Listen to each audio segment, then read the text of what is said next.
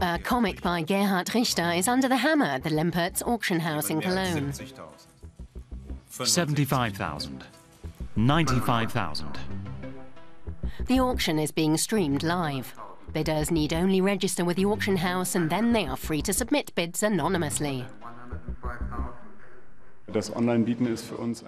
Online bidding is a significant component for us. We've already received six-figure bids.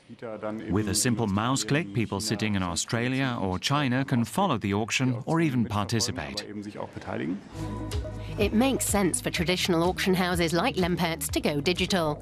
That's what the Hiscox insurance company's online art trade report indicates. Online sales now account for 8.5% of global art market sales, which is over €3 billion.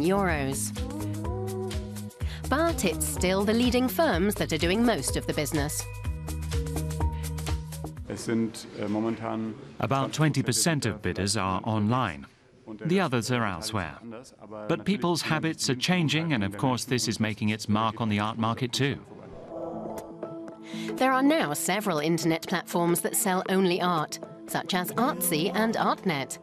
The authenticity of works is not guaranteed, but these sites do provide plenty of information about the artists and their art. One example is German pop artist Jim Avignon, who's been active in the scene since the late 1980s. He used to sell his work in cafes or on the street. Now he sells online. For decades, the art market was very static. It was hard to get in. But the boundaries and rules have blurred with the internet. You no longer need a gallery to show your art. There are other ways to sell your work or find an audience. What better place than a social media platform? The photo-sharing app Instagram is the most popular one. It's used by almost 2/3 of art buyers, according to the Hiscox study. Hundreds of thousands follow international artists Ai Weiwei and Banksy, to name just two. Collector Christian Schwarm recognized the potential of digitalization early on.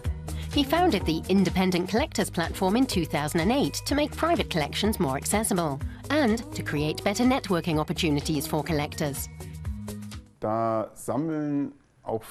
Collecting has a lot to do with discovery, so this is a great thing for collectors. It's now so easy to get access to the most current information. But it's also made things more difficult because it's almost impossible to keep up with all the information, influences and impressions.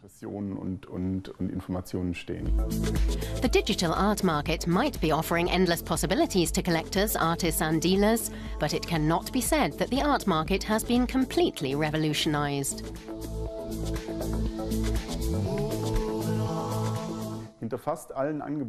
Behind every attempt to sell art online is the general belief that it has become much easier to buy art, that it allows people to overcome their inhibitions. I like the idea, but I don't think it's that simple. If I want to learn how to play the piano or tennis, I still have to invest a lot of time in it, commit myself and be willing to practice. This is true for the art scene as well. Back at Lempert's, there were no online bids for Gerhard Richter's comic book. Going twice, going 3 times. An old-fashioned bidder right there in the room bought the comic for €105,000.